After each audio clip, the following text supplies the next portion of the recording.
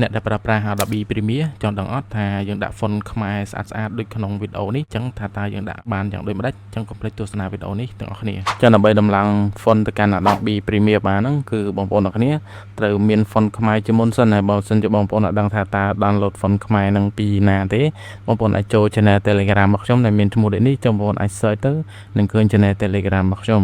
ហើយបើសិនជាបងប្អូន search អត់ឃើញទេបងប្អូនអាចចូលទៅកាន់ profile TikTok របស់ខ្ញុំមានដាក់ link Telegram ឲ្យបងប្អូនធ្វើការចូលទៅកាន់ channel របស់ខ្ញុំបានដូចគ្នាអញ្ចឹងបងប្អូនចុច download ទៅលើ font មួយនេះដែលមាន924 font អញ្ចឹងបងប្អូនអាច download បន្ទាប់ពី download ចប់បងប្អូនអាចធ្វើការចុចបើក font ហ្នឹងមកបន្ទាប់មកបងប្អូននឹងឃើញមានប៊ូតុង share បងប្អូនចុច share នៅខាងនេះបន្ទាប់មកបងប្អូននឹងឃើញពាក្យថា save to file អញ្ចឹងបងប្អូនយកពាក្យថា save to file ហ្នឹងមកអញ្ចឹង file ហ្នឹងនឹង direct save ទៅកាន់ file នៅលើ iPhone របស់បងប្អូនអញ្ចឹង file របស់ខ្ញុំ save នៅលើ on my iPhone អញ្ចឹងខ្ញុំធ្វើការចុច save មកបន្ទាប់មកខ្ញុំចូលទៅស្វែងរក file របស់ខ្ញុំដែលខ្ញុំចូលទៅកាន់ file អញ្ចឹងដោយសារ file របស់ខ្ញុំធ្លាប់ចូលនៅក្នុងហ្នឹងអញ្ចឹងបើសិនជាបងប្អូនបើកឃើញដូច្នេះបងប្អូនអាចចូលទៅរក file របស់បងប្អូនដែលបងប្អូនបាន save ហ្នឹងបន្ទាប់មកនឹងឃើញ file ជា file zip បងប្អូនអាចឃើញបែបនេះវាដាក់ថា Khmer OS font 924អញ្ចឹងបងប្អូនចុចលើនឹងមួយមកវានឹងបំលែង file zip ហ្នឹងទៅជា folder របស់យើងធម្មតាបងប្អូនអាចចូលទៅក្នុងហ្នឹងមកបងប្អូននឹងឃើញមាន font ជាច្រើនឲ្យបងប្អូនធ្វើការជ្រើសរើសក៏ដូចជាដំឡើងហើយបងប្អូនអាចដំឡើងបានច្រើន font មែនតើ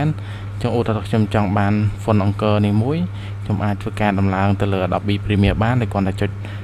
ប៊ូតុង share នៅកន្លែងនេះបន្ទាប់មកវានឹង load ដូច្នេះខ្ញុំអស់មកខាងនេះ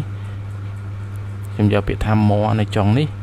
បន្ទាប់ពីខ្ញុំចុច more ហើយខ្ញុំអស់មកខាងក្រោមខ្ញុំនឹងឃើញពាក្យថា Premiere អញ្ចឹងកម្មវិធី Adobe Premiere បន្ទាប់មកវានឹង load ពាក្យថា